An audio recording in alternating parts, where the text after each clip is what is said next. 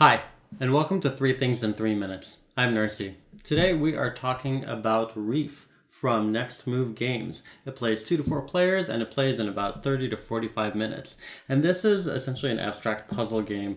Each round, each player will either take a card that they'll draft from a middle row, or they'll play that card from out of their hand to place some coral pieces on their 4x4 grid and then try to score based on the patterns that are on the card that they just played.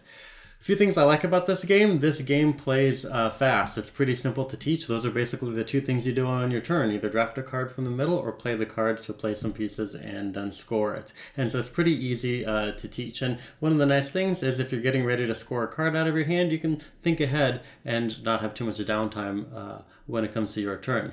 There's also really good tension between trying to decide, okay, am I going to try to take more cards into my hand to score them later, or am I going to try to score them now? Because the nature of the board is that your pattern will change throughout the course of the game. And so the timing of that is actually fairly important.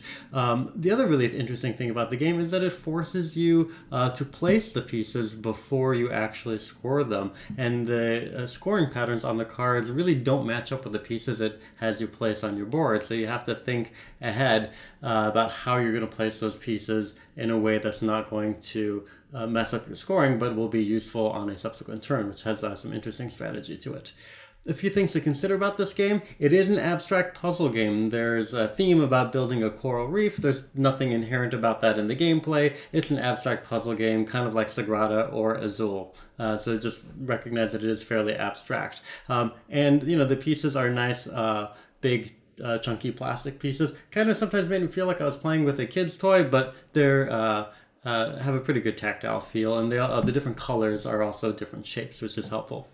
The other thing is that in any kind of game where you're blindly drafting from the middle and drawing from a big deck, there'll be some times when you find cards that are really helpful and are the cards that you need, and other times you're just looking at the options of cards in front of you and thinking, gosh, there aren't a whole lot of options for me, and that can be frustrating when you don't have much to do on your turn and other people do.